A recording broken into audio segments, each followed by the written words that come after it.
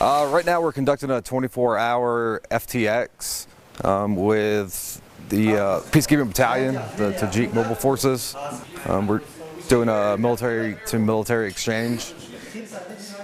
It's a 24-hour mission that keeps building on itself. So we went to conducting traffic control points, which led to forces escaping. Went out and they did a reconnaissance. And then went out, set up a screen, and then captured the small group moving forward.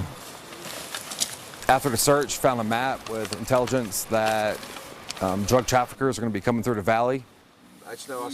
And then ambushed the 8 to 10 man cell that's going to be moving through the valley. This is the first step, or you can say one of the ways that we can build a good relationship by exchanging our tactical trainings. And in future I want that this kind of exercises to be conducted more.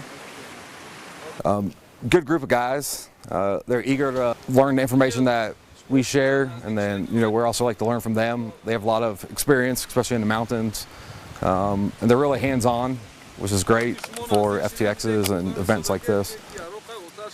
The best part is kind of hands-on, of course, being here in the field and seeing things in actual and taking part by firing and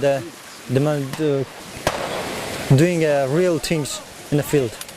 I think it's very important in doing the mission that we're doing on this deployment is really to build interoperability and enhance partner capacity. It's really so our forces can work together in the future and just kind of learn from each other over time.